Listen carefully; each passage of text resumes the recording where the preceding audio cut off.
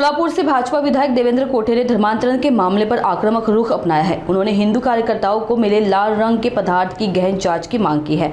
देवेंद्र कोठे का कहना है कि गरीब हिंदू परिवारों को विभिन्न लालच दिखाकर उनका धर्मांतरण कराया जा रहा है। उन्होंने साफ कहा कि धोखा देकर हिंदुओं को धर्मांतरण किया गया तो उसे बर्दाश्त नहीं किया जाएगा और इसका कड़ा जवाब दिया जाएगा। सोलापूर शहरातील भूषणनगर परिसरात हिंदू धर्मासाठी कार्यरत असणारे आमचे शिवराज भैया गायकवाड, सुधीरजी बहिरवाडे व हिंदू संघटनेत काम करणाऱ्या काही युवकांच्या अशा लक्षात आले की त्या भागात ख्रिश्चन धर्माचे काही पादरी लोक त्या भागात राहत असणाऱ्या गोरगरीब महिलांना दिशाभूल करून धर्मांतर करण्यासाठी प्रवृत्त करत होते।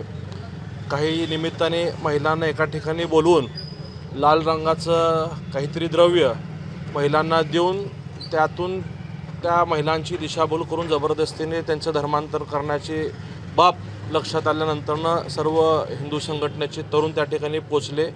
त्यांनी त्या पादरीला विचारला, परंतु दिशाभूल करणारे उत्तर त्या संबंधित व्यक्तीकडून मिळालेले आहेत। प्रशासनाने त्यांच्यावरती गुन्हा दाखल केलेला आहे, परंतु आम्ही प्रशासनाला सूचना व विनंती देऊ इच्छितो की जो काय तो द्रव्य पदार्थ सापडला आहे, काहींचं मत आहे की ते काही लाल रंगाचं वाईन असून त्यात काय नशा होण्यासारखी काहीतरी द्रव्य त्यात मिक्स केलेलं आहे आणि त्यातून 1.5-2 तास ते महिलांना काही सुचत नाही आणि त्या कालावधीमध्येच त्यांच्याकडून धर्मांतराची प्रक्रिया करून घेतली जाते असं मत स्थानिकांचं आहे। तर प्रशासनाने गांभीर्य याचं लक्षात घेऊन हा तपास करावा आणि जे काही द्रव्य सापडलेलं आहे त्याचं लॅबमध्ये पाठवून तपासणी करून घ्यावी।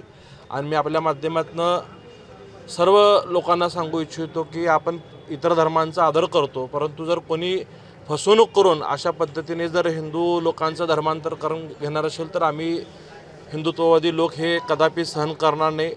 संबंधितांना जसास तसं उत्तर दिलं जाईल व महाराष्ट्र सरकारकडे आम्ही पाठपुरावा करणार आहोत की याच्यावरती गंभीर स्वरूपाची कारवाई यांच्यावरती व्हावी अशी आमची मागणी असणार आहे।